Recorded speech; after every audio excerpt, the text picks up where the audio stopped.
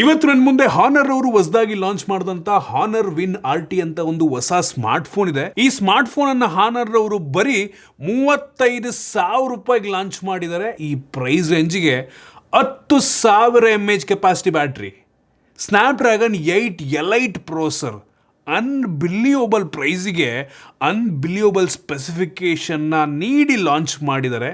ಒಂದು bad news ಏನಪ್ಪ ಅಂತ ಅಂದರೆ ಈ ಸ್ಮಾರ್ಟ್ಫೋನ್ ನಮ್ಮ ದೇಶದಲ್ಲಿ ಲಾಂಚ್ ಆಗ್ತಿಲ್ಲ, ಚೈನಾದಲ್ಲಿ ಲಾಂಚ್ ಆಗಿದೆ. ನಾವು ಇಂಪೋರ್ಟ್ ಮಾಡಿ ಈ ವಿಡಿಯೋನ ಮಾಡ್ತಾ ಇದ್ದೀವಿ. ನಾನಿವತ್ತು ಈ ಸ್ಮಾರ್ಟ್ಫೋನ್ನ ಅನ್ಬಾಕ್ಸ್ ಮಾಡ್ತೀನಿ, ಯೂಸ್ ಮಾಡಿ ನನ್ನ ಎಕ್ಸ್ಪೀರಿಯನ್ಸ್ ನಿಮ್ಮ ಹತ್ರ ಶೇರ್ ಮಾಡ್ತೀನಿ. ಏನು ಚೆನ್ನಾಗಿದೆ ಏನು ಚೆನ್ನಾಗಿಲ್ಲ ಕಂಪ್ಲೀಟ್ ಮಾಹಿತಿನ ತಿಳಿಸ್ಕೊಡ್ತೀನಿ. ಹಾಯ್, ನಾನು Sandeep from tech in Kannada. ಈ ವಿಡಿಯೋ ಶುರು ಮಾಡೋದಕ್ಕಿಂತ ಮುಂಚೆ ನೀವಿನ್ನೂ ನಮ್ಮ tech in Kannada YouTube channel subscribe ಮಾಡ್ಕೊಂಡಿಲ್ಲ ಅಂದರೆ ಈಗಲೇ ಸಬ್ಸ್ಕ್ರೈಬ್ ಮಾಡ್ಕೊಳ್ಳಿ ಮತ್ತು ಬೆಲ್ ಐಕಾನ್ ಕೂಡ ಕ್ಲಿಕ್ ಮಾಡ್ಬೋದು. ಫಸ್ಟ್ ಈ ಸ್ಮಾರ್ಟ್ಫೋನನ್ನು ಅನ್ಬಾಕ್ಸ್ ಮಾಡೋಣ. Honour win RT. ಈ ಬಾಕ್ಸನ್ನು ಓಪನ್ ಮಾಡಿದ ತಕ್ಷಣ ನಮಗೆ ಡೈರೆಕ್ಟಾಗಿ ಈ ಸ್ಮಾರ್ಟ್ಫೋನ್ ನೋಡೋಕ್ಕೆ ಸಿಗ್ತಾ ಇದೆ. ತುಂಬ ಲೈಟ್ ವೇಟ್ ಇದೆ ಗುರು, 10,000 mAh ಕೆಪಾಸಿಟಿ ಬ್ಯಾಟ್ರಿಗೆ. ಇದನ್ನು ಪಕ್ಕಕ್ಕಿಟ್ಟರೆ ಇದ್ರ ಕೆಳಗಡೆ ಇನ್ನೊಂದು ಸಣ್ಣ ಬಾಕ್ಸ್ ಇದೆ. ಅದರಲ್ಲಿ ಒಂದು ಸಿಮ್ ಎಲೆಕ್ಷನ್ ಪಿನ್ನು, ಆಮೇಲೆ user manual, quick start guide ಎಲ್ಲ ಕೊಟ್ಟಿದ್ದಾರೆ.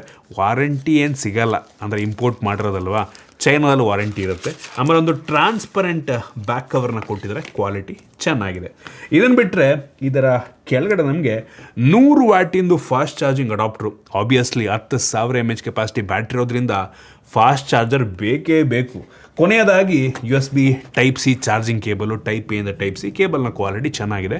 ಇದನ್ನು ಬಿಟ್ಟರೆ ಬೇರೆ ಏನು ಸಹ ನಮಗೆ ಒಂದು ಬಾಕ್ಸ್ ಒಳಗೆ ಸಿಗ್ತಾ ಇಲ್ಲ. ಇನ್ನು ಡೈರೆಕ್ಟಾಗಿ ಈ ಸ್ಮಾರ್ಟ್ ಫೋನಿಗೆ ಬಂತು ಅಂತ ಅಂದರೆ ಆ್ಯಕ್ಚುಲಿ ತುಂಬ ಲೈಟ್ ವೇಟ್ ಇದೆ ಆಯಿತಾ. 225 ಗ್ರಾಮ್ ವೆಯ್ಟು. ಹೇಳಿದ್ನಲ್ಲ, 10,000 mAh ಕೆಪಾಸಿಟಿ ಬ್ಯಾಟ್ರಿ ಕೊಟ್ಟು ಸಹ 225 ಗ್ರಾಮ್ ಅಂತ ಅಂದರೆ ಅನ್ಬಿಲಿಯಬಲ್ ಆಯಿತಾ. ಈವನ್ iPhone 17 Pro Maxಗಿಂತ ಆ್ಯಕ್ಚುಲಿ ಲೈಟ್ ವೆಯ್ಟ್ ಇದೆ ಮತ್ತು ತುಂಬ ಥಿನ್ ಆಗಿದೆ. ಕೇವಲ 8.3 mm ಥಿಕ್ನೆಸ್ಸು. ಅದು ಹೆಂಗೂರು ಈ ಫೋನ್ ಒಳಗೆ ಅಷ್ಟು ದೊಡ್ಡ ಬ್ಯಾಟ್ರಿ ಹಾಕಿದ್ದಾರೆ ಅಂತ ಗೊತ್ತಿಲ್ಲ. ಬರೀ 8.3 mm ಥಿಕ್ನೆಸ್ಸು. ಈ ಫೋನ್ನ ಫ್ರಂಟಲ್ಲಿ ನಮಗೆ ಸ್ಕ್ರ್ಯಾಚ್ ರೆಸಿಸ್ಟೆಂಟ್ ಗ್ಲಾಸನ್ನು ಕೊಟ್ಟಿದ್ದಾರೆ. ಯಾವ ಗ್ಲಾಸ್ ಅಂತ ಸ್ಪೆಸಿಫೈ ಮಾಡಿಲ್ಲ. ಆಲ್ರೆಡಿ ಅವರೇ ಸ್ಕ್ರೀನ್ ಗಾರ್ಡನ್ನು ಹಾಕಿದ್ದಾರೆ. ಒಂದು ಸಣ್ಣ ಪಂಚೋಲ್ ಕ್ಯಾಮ್ರಾ, ಬೆಸಲ್ಸ್ ಎಲ್ಲ ಒಂದು ಲೆವೆಲ್ಗೆ ಯೂನಿಫಾರ್ಮ್ ಆಗಿದೆ. ತಿನ್ ಬೆಸಲ್ಸು, ಫ್ರಂಟಿಂದ ಚೆನ್ನಾಗಿ ಕಾಣುತ್ತೆ. ಇನ್ನೂ ಈ ಫೋನ್ನ ಹಿಂದಕ್ಕೆ ಬಂತು ಅಂತ ಅಂದರೆ ಇದು ಕೂಡ ಗ್ಲಾಸು, ಯಾವ ಗ್ಲಾಸ್ ಅಂತ ಗೊತ್ತಿಲ್ಲ, ಇದನ್ನು ಸ್ಪೆಸಿಫೈ ಮಾಡಿಲ್ಲ. ಒಂಥರ ಮ್ಯಾಟ್ ಇದೆ, ಸ್ಮಡ್ಜಸ್ ಆದರೂ ಕೂಡ ಅಷ್ಟಾಗಿ ಕಾಣೋದಿಲ್ಲ.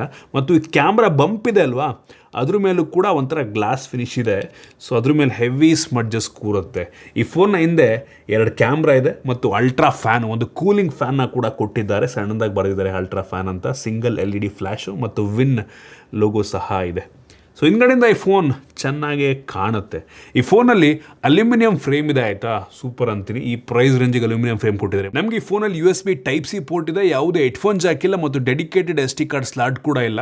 2 ನ್ಯಾನೋ ಸಿಮ್ಮನ್ನು ಹಾಕೊಬೋದು ಮತ್ತು ಆಗಲೇ ಹೇಳ್ದಂಗೆ ಕೂಲಿಂಗ್ ಫ್ಯಾನ್ ಇದೆ. ಜೊತೆಗೆ ಒಂದು ಡೆಡಿಕೇಟೆಡ್ ಆ್ಯಕ್ಷನ್ ಬಟನ್ನ ಕೂಡ ಕೊಟ್ಟಿದ್ದಾರೆ.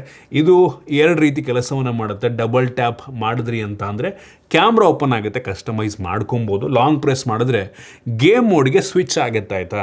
ಸೊ ಶಾರ್ಟ್ಕಟ್ ರೀತಿ, ಒಂದು ರೀತಿ ಐಫೋನಲ್ಲಿ ಯಾವ ರೀತಿ ಈ ಆ್ಯಕ್ಷನ್ ಬಟನ್ ಇದೆ ಅಲ್ವಾ, ಸೊ ಅದರನ್ನ ಕೊಟ್ಟಿದ್ದಾರೆ. ಬಟ್ ಇದು ಟಚ್ ಸೆನ್ಸಿಟಿವ್ ಬಟನ್ ಅಲ್ಲ, ಅದೊಂದೇ ಡಿಫ್ರೆನ್ಸ್ ಅಷ್ಟೇ. ಮತ್ತು ಈ ಫೋನಿಗೆ IP68, IP69 ಮತ್ತು IP69K ಕಂಪ್ಲೀಟ್ ಡಸ್ಟ್ ಮತ್ತು ವಾಟರ್ ರೆಸಿಸ್ಟೆಂಟ್ ರೇಟಿಂಗನ್ನು ಕೊಟ್ಟಿದ್ದಾರೆ. ಸೂಪರ್. ಮತ್ತು 3 ಡಿಫ್ರೆಂಟ್ ಕಲರ್ ವೇರಿಯಂಟಲ್ಲಿ ಲಾಂಚ್ ಆಗ್ತಾ ಇದೆ.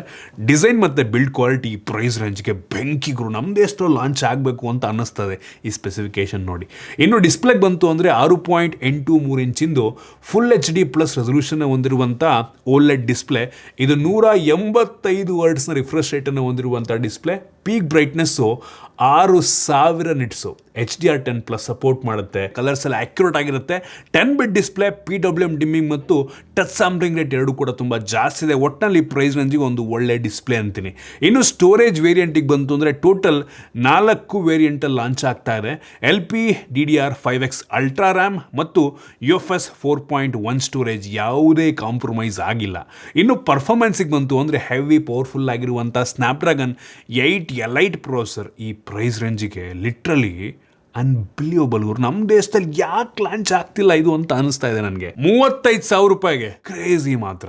ನಾವು 1 ಬೆಂಚ್ ಮಾರ್ಕನ್ನು ಚೆಕ್ ಮಾಡಿದ್ವು. ಫ್ಯಾನ್ ಆನ್ ಮಾಡಿ ಮತ್ತು ಆಫ್ ಮಾಡಿ 2 ಕೂಡ ಚೆಕ್ ಮಾಡಿದ್ದೀವಿ.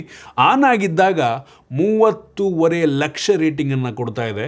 ಸೊ ಈ ಟೈಮಲ್ಲಿ ಬ್ಯಾಟ್ರಿ ಡ್ರೈನ್ ಮತ್ತು ಟೆಂಪ್ರೇಚರ್ ವೇರಿಯೇಷನ್ 2 ಕೂಡ ಚೆಕ್ ಮಾಡಿದ್ವು. ಈ ಫ್ಯಾನ್ ಆನ್ ಆಗಿದ್ದಾಗ ಟೆಂಪ್ರೇಚರ್ 49 ಡಿಗ್ರಿ ಸೆಲ್ಸಿಯಸ್ ತನಕ ಹೋಯಿತು. ಬ್ಯಾಟ್ರಿ ಡ್ರೈನ್ ತುಂಬ ನಾರ್ಮಲ್ಲೇ ಆಯಿತಾ. ಫ್ಯಾನ್ ಆಫ್ ಆಗಿದ್ದಾಗ ಸರ್ಪ್ರೈಸಿಂಗ್ಲಿ ಈ ಅಂತುತು ಸ್ಕೋರು ಸ್ವಲ್ಪ ಜಾಸ್ತಿ ಆಯಿತು ಆಯಿತಾ. 31,20,000. ಇದ್ಯಾವ ಲೆಕ್ಕ ಅವರು? ಫ್ಯಾನ್ ಆನ್ ಆಗಿದ್ದಾಗ ಸ್ಕೋರ್ ಜಾಸ್ತಿ ಬರಬೇಕಲ್ವ, ಆದರೆ ಫ್ಯಾನ್ ಆಫ್ ಆಗಿದ್ದಾಗ ಸ್ಕೋರ್ ಜಾಸ್ತಿ ಬರ್ತಾ ಇದೆ ಮತ್ತು ಫ್ಯಾನ್ ಆಫ್ ಆಗಿದ್ದಾಗಲೇ ಈ ಟೆಂಪ್ರೇಚರ್ ಸ್ವಲ್ಪ ಕಡಿಮೆ ಹೀಟ್ ಆಗ್ತಾ ಇದೆ. ಫೋನು ಫ್ಯಾನ್ ಆಗಿದ್ದಾಗಲೇ ಜಾಸ್ತಿ ಹೀಟ್ ಆಗ್ತಾ ಇದೆ. ಇದ್ಯಾವ ಲೆಕ್ಕ ಅಂತ ಗೊತ್ತಿಲ್ಲ ನನಗೆ. ಇದರಲ್ಲಿರುವಂಥ ಫ್ಯಾನು ಇಂಡಸ್ಟ್ರಿದು ಫಸ್ಟ್ 25,000 RPM ಸ್ಪೀಡಲ್ಲಿ ರನ್ ಆಗುವಂಥ ಫ್ಯಾನ್ ಅಂತ ಆಯಿತಾ. ಮೋಸ್ಟ್ಲಿ ಫ್ಯಾನ್ ರನ್ ಆಗೋದಕ್ಕೆ ಜಾಸ್ತಿ ಪವರ್ ತಗೋತಾ ಇದೆಯಾ ಏನೋ ಗೊತ್ತಿಲ್ಲ, ಅದರಿಂದನೇ ಹೀಟ್ ಆಗ್ತಾ ಇದೆಯಾ ಅಥವಾ ಈ ಡೆಸಿಪೇಷನ್ ಚೆನ್ನಾಗಿ ಆಗ್ತಿರೋದ್ರಿಂದ ಈ ಫೋನ್ ಜಾಸ್ತಿ ಬಿಸಿ ಆಗ್ತಿದೆಯಾ ಏನು ಗೊತ್ತಿಲ್ಲ. ಒಟ್ನಲ್ಲಿ ಸ್ಕೋರನ್ನಂತೂ ಆಫ್ ಆಗಿದ್ದಾಗಲೇ ಜಾಸ್ತಿ ಕೊಡ್ತಾ ಇದೆ. ಗೇಮಿಂಗ್ ಟೆಸ್ಟ್ ನಾವು ಮಾಡ್ದಂಗೆ BGMIನಲ್ಲಿ, ಅಂದರೆ ನಮ್ಮ ದೇಶದ್ದು BGMI ಸಪೋರ್ಟ್ ಆಗಲ್ಲ, ಚೈನಾದ್ದು ಫೋನ್ ಆಗಿರೋದ್ರಿಂದ. ಸೊ 90 FPS ಸಪೋರ್ಟ್ ಎಲ್ಲ ಇದೆ. ಒಟ್ಟಿಗೆ ಎರಡು ಕೂಡ ತುಂಬ ಸ್ಮೂತಾಗಿ IS ಸೆಟ್ಟಿಂಗಲ್ಲೂ ಕೂಡ ಸ್ಮೂತಾಗಿ ರನ್ ಆಗ್ತಾಯಿದೆ. ಯಾವ ಗೇಮು ಯಾವ ಅಪ್ಲಿಕೇಶನ್ ಬೇಕಾದ್ರೂ ತುಂಬ ಸ್ಮೂತಾಗಿ ರನ್ ಮಾಡಬಲ್ ಅಂತ ಸಾಮರ್ಥ್ಯ ಈ ಒಂದು ಸ್ಮಾರ್ಟ್ಫೋನ್ಗಿದೆ. ಒಟ್ಟಿನಲ್ಲಿ ಆಪ್ಟಿಮೈಸ್ ಆಗಿರಲ್ಲ BGMI, ಅದರಿಂದ ಲ್ಯಾಗ್ ಹೊಡೆಯುತ್ತೆ ಆಬ್ವಿಯಸ್ಲಿ ಆಯಿತಾ. ಅಂದರೆ ಇಂಡಿಯನ್ ಫೋನ್ ಆದರೆ ಆಪ್ಟಿಮೈಸ್ ಮಾಡ್ತಾರೆ, ಬೇರೆ ದೇಶದ ಫೋನಲ್ಲೂ ಆಪ್ಟಿಮೈಸ್ ಆಗಿರೋದು, ಪಬ್ಜಿಗೆ ಆಪ್ಟಿಮೈಸ್ ಆಗಿರೋದು ಬೇಕಾದರೆ ಇದು. ಮತ್ತು ಇನ್ನೊಂದು ಗೇಮಿಂಗ್ ಮತ್ತು ವೈಫೈ ಚಿಪ್ಪನ್ನು ಇದರಲ್ಲಿ ಹಾಕಿದ್ದಾರೆ, ಅಂದರೆ ಡೆಡಿಕೇಟೆಡ್ ಚಿಪ್ಪು ಗೇಮರ್ಸ್ಗಳಿಗೆ ಒಂದು ರೀತಿ ಕನೆಕ್ಟಿವಿಟಿ, ಸೀಮ್ಲೆಸ್ ಕನೆಕ್ಟಿವಿಟಿ ಮತ್ತು ಗೇಮಿಂಗ್ ಎಕ್ಸ್ಪೀರಿಯನ್ಸನ್ನು ಅನೌನ್ಸ್ ಮಾಡೋದಕ್ಕೆ ಈ ಒಂದು ಚಿಪ್ಪನ್ನು ಹಾಕಿದರೆ ಒಳ್ಳೆಯದು, ಏನೋ ಒಂದು ಕೊಟ್ಟವರಲ್ಲ. Overall performance super. ಇನ್ನು ಕ್ಯಾಮ್ರಾಗೆ ಬಂತು ಅಂತ ಅಂದರೆ ಗಿಮ್ಮಿಕ್ಕೇ ಇಲ್ಲ, ಬರೀ 2 ಕ್ಯಾಮ್ರಾ ಇರೋದು. 50 MP main sensor with optical image stabilisation, ಇನ್ನೊಂದು 12 MPದು ultra wide angle camera. Actually ಎರಡೂ ಕೂಡ ಚೆನ್ನಾಗಿದೆ. ಆ ಸ್ಯಾಂಪಲ್ ನಾನು ನಿಮಗೆ ತೋರಿಸ್ತದೆ. ನಾಟ್ ಬ್ಯಾಡ್ ಗುರು, ನಾನು ಅಂದ್ಕೊಂಡೆ ಕ್ಯಾಮ್ರಾ ಕಿತ್ತೋಗಿರೋ ಥರ ಇರುತ್ತೆ ಅಂತ, ಬಟ್ ಇಲ್ಲ. ಆ್ಯಕ್ಚುಲಿ ಈ ಫೋನಲ್ಲಿ ಡೇ ಲೈಟಲ್ಲಿ ಫೋಟೋ ಸಖತ್ತಾಗಿ ಬರುತ್ತೆ. ಈವನ್ ಲೋ ಲೈಟಲ್ಲಿ ಕೂಡ ಪರವಾಗಿಲ್ಲ, ತುಂಬ ಅನೌನ್ಸ್ಮೆಂಟನ್ನು ಮಾಡುತ್ತೆ. ಬಟ್ ಸ್ಟಿಲ್ 35,000 ರೂಪಾಯಿಗೆ ಇಷ್ಟೆಲ್ಲ ಸ್ಪೆಸಿಫಿಕೇಶನ್ ಕೊಟ್ಟು ಅದು ಹೆಂಗೆ ಅಂತ ನನಗೆ ಆಶ್ಚರ್ಯ ಆಗ್ತದೆ. ನಮ್ಮ ದೇಶದಲ್ಲಂತೂ ಬ್ರ್ಯಾಂಡ್ಗಳೆಲ್ಲ ಏನೋ ಚಿಪ್ ರೇಟ್ ಜಾಸ್ತಿ ಆಗ್ತಾ ಇದೆ, ಅದು ಜಾಸ್ತಿ ಆಗ್ತಾಯಿದೆ, ಇದು ಜಾಸ್ತಿ ಆಗ್ತಾಯಿದೆ ಅಂದ್ಬಿಟ್ಟು ಫೋನ್ಗಳ ಪ್ರೈಸನ್ನು ಜಾಸ್ತಿ ಮಾಡಿದ್ದೋ. ಆದರೆ ಚೈನಾದಲ್ಲಿ ಇಷ್ಟು ಒಳ್ಳೆ ಸ್ಪೆಸಿಫಿಕೇಷನ್ ಇದ್ದರೂ ಸಹ ಅದು ಹೆಂಗೂರು ಇಷ್ಟು ಕಡಿಮೆ ಮಾಡ್ತಾ ಇದ್ದಾರೆ. ಈ ಬ್ರ್ಯಾಂಡ್ಗಳಲ್ಲೇನು ದೊಡ್ಡ ಗಿಮಿಕ್ ಮಾಡ್ತಾವ್ರೆ ಏನೋ ಅಂತ ಅನ್ನಿಸ್ಬಿಡುತ್ತೆ ಆಯಿತಾ. ಸೊ ಆ ಸ್ಯಾಂಪಲ್ ನಾನು ನಿಮಗೆ ತೋರಿಸ್ತೇನೆ. ಕ್ಯಾಮ್ರಾ ಆ್ಯಕ್ಚುಲಿ ಚೆನ್ನಾಗಿ ಇದೆ ಆಯಿತಾ. ಫ್ರಂಟ್ ಕ್ಯಾಮ್ರಾ 50 MP, ಇದು ಕೂಡ ಆ್ಯಕ್ಚುಲಿ ವೈಡ್ ಆಗಿದೆ. ಕ್ಲಾರಿಟಿ ಪರವಾಗಿಲ್ಲ, ನಮ್ಮ ಫೇಸಿಗೆ ಅಷ್ಟು ಆಪ್ಟಿಮೈಸ್ ಮಾಡಿಲ್ಲ ನಮ್ಮ ಕಲರ್ಸಿಗೆ, ಬಟ್ ಸ್ಟಿಲ್ ಚೆನ್ನಾಗೇ ಇದೆ ಗುರು. ಮತ್ತು ಈ ಫೋನ್ನ ರಿಯರ್ ಕ್ಯಾಮ್ರಾ 4K 60 FPS ಮತ್ತು ಫ್ರಂಟ್ ಕ್ಯಾಮ್ರಾ 4K 30 FPSನಲ್ಲಿ ವಿಡಿಯೋ ರೆಕಾರ್ಡಿಂಗನ್ನು ಮಾಡುತ್ತೆ. ಇನ್ನು ಕ್ಯಾಮ್ರಾ, ಬೇಸಿಕ್ ಕ್ಯಾಮ್ರಾ ಫೀಚರ್ಸು ನಿಮಗೆ ಏನೆಲ್ಲ ನಮ್ಮ ಇಂಡಿಯನ್ ಫೋನ್ಸ್ಗಳಲ್ಲಿ ಸಿಗುತ್ತೆ ಫೀಚರ್ಸು, AI ಫೀಚರ್ಸು ಪ್ರತಿಯೊಂದು ಇದರಲ್ಲೂ ಕೂಡ ಇದೆ ಆಯಿತಾ. ಎಡಿಟಿಂಗ್ ಫೀಚರ್ ಬಂದುಬಿಟ್ಟು ಆಬ್ಜೆಕ್ಟ್ ಎರೇಸರು ಪ್ರತಿಯೊಂದು ಕೂಡ ಇದೆ ಆಯಿತಾ. ನೀವು ಗ್ಯಾಲರಿಯಲ್ಲಿ ಒಂದು ಆಬ್ಜೆಕ್ಟ್ ಮೇಲೆ ಲಾಂಗ್ ಪ್ರೆಸ್ ಮಾಡಿಬಿಟ್ಟು ಸೈಡಿಗೆ ಸ್ಲೈಡ್ ಮಾಡಿದ್ರೆ ಅಪ್ಲಿಕೇಶನ್ಗಳು ಬರೋದು ಪಾಪಪ್ ಆಗುತ್ತೆ. ಸೊ ಒಂದರಿಂದ ಇನ್ನೊಂದು ಫೈಲ್ ಶೇರ್ ಮಾಡೋದು ಅದೆಲ್ಲ ತುಂಬ ಇಂಟ್ರೆಸ್ಟಿಂಗ್ ಆಗಿದೆ. ಮತ್ತು ಇನ್ನೊಂದು ನೀವು ಆನರ್ದು ನೀವು ರೀಲ್ಸ್ ಎಲ್ಲ ನೋಡಿರ್ಬೋದು. ಒಂದು ಆನರ್ ಫೋನಿಂದ ನೋಡಿ ಹಿಂಗೆ ಇಟ್ಕೊಂಡು ಹಿಂಗೆ ಅಂದ್ಬಿಟ್ಟು ಪಕ್ಕದಲ್ಲಿ ನೀವು ಇನ್ನೊಂದು ಫೋನ್ ಇದ್ರೆ ಹಿಂಗೆ ಬಿಟ್ಟರೆ ಫೈಲ್ ಶೇರ್ ಆಗುತ್ತೆ. ಮತ್ತು ಸ್ಕ್ರೀನ್ಶಾಟು ಅಷ್ಟೇ, ನೀವು ಹಿಂಗೆ ಇಟ್ಕೊಂಡ್ಬಿಟ್ಟೆ ಹಿಂಗಂದರೆ ನೋಡಿ ಸ್ಕ್ರೀನ್ಶಾಟ್ ತಗೊಳುತ್ತೆ. ಸೊ ಈ ಥರ ಕೆಲವೊಂದು ಗೆಸ್ಚರ್ಸ್ ಎಲ್ಲ ಕೊಟ್ಟಿದ್ದಾರೆ. ತುಂಬ ಯುನೀಕಾಗಿ ಚೈನಾದವ್ರು ಏನೇನೋ ಟ್ರೈ ಮಾಡ್ತಾರೆ ಆಯಿತಾ. ಹೆವಿ ಇಂಪ್ರೆಸಿವ್ ಅಂತೀನಿ. ಸೊ ಕ್ಯಾಮ್ರಾ ಒಟ್ಟಿನಲ್ಲಿ ಅಂತ ಏನು ಕೆಡದಾಗಿಲ್ಲ, ಆ್ಯಕ್ಚುಲಿ ಚೆನ್ನಾಗೇ ಇದೆ.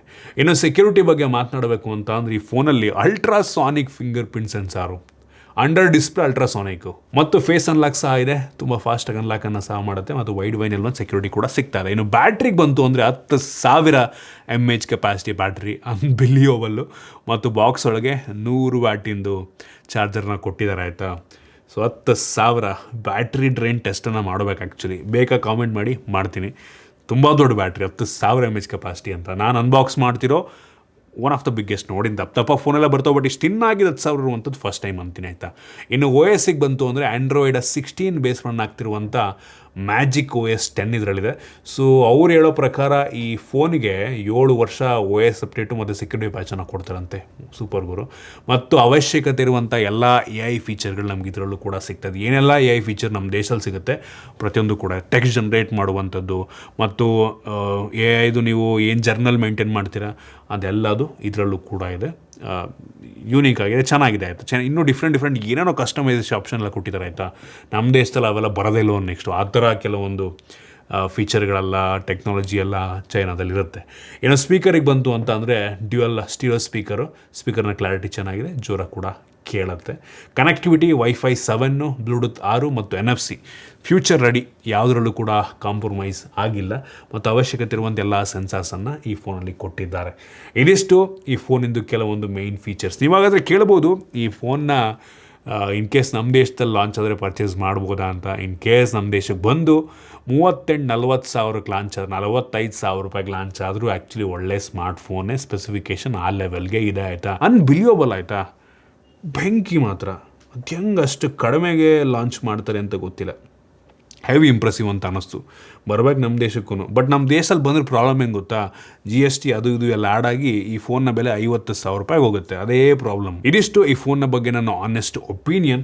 ನೋಡ್ರಪ್ಪ, ಇಂಪೋರ್ಟ್ ಮಾಡ್ಕೊಳ್ಳೋರು ನಾನಂತೂ ಬೇಡ ಅಂತೀನಿ ಆಯಿತಾ. ಅವ್ರದ್ದು ಸರ್ವಿಸ್ ಅವೈಲಬಲ್ ಇರಲ್ಲ, ತುಂಬ ಫೀಚರ್ಸ್ಗಳು AI ಫೀಚರ್ಸ್ಗಳು ತುಂಬ ಕೆಲಸ ಮಾಡಲ್ಲ ನಮ್ಮ ದೇಶದಲ್ಲಿ. ಸೊ ಈ ವಿಷಯ ತಲ್ಲಿಟ್ಕೊಳ್ಳಿ. ನಾನು ಹೇಳಾದರೆ ಇಂಪೋರ್ಟ್ ಮಾಡಿಸ್ಕೊಳಕ್ಕೆ ಹೋಗ್ಬೇಡಿ, ಅಲ್ಲಿ ಹೋದ್ರೂ ತರೋದಕ್ಕೆ ಹೋಗಬೇಡಿ. ನಮ್ಮ ದೇಶದಲ್ಲಿ ಸ್ವಲ್ಪ ಜಾಸ್ತಿ ಆದರೂ ತೊಗೊಳ್ಳಿ, ಸರ್ವಿಸ್ ಅಟ್ಲೀಸ್ಟ್ ಸಿಗುತ್ತೆ. ಸೊ ನಿಮ್ಗೇನು ಅನಿಸ್ತು ಈ ಫೋನ್ ಬಗ್ಗೆ ಕಾಮೆಂಟ್ ಮಾಡಿ. ಇಷ್ಟ ಆಗಿದ್ರೆ ಲೈಕ್ ಮಾಡಿ, ಶೇರ್ ಮಾಡಿ. ಇದೇ ರೀತಿ ನಮ್ಮ ಬೇರೆ ಬೇರೆ ವೀಡಿಯೋಗಳಿಗೆ ನಮ್ಮ tech in Kannada YouTube channel subscribe ಮಾಡ್ಕೊಂಡಿಲ್ಲ ಅಂದರೆ ಈಗಲೇ ಸಬ್ಸ್ಕ್ರೈಬ್ ಮಾಡ್ಕೊಳ್ಳಿ ಮತ್ತು ಬೆಲ್ ಐಕಾನ್ ಕೂಡ ಕ್ಲಿಕ್ ಮಾಡ್ಬೋದು. ಸಿಗೋಣ ಮತ್ತೆ ಮುಂದಿನ ವೀಡಿಯೋದಲ್ಲಿ.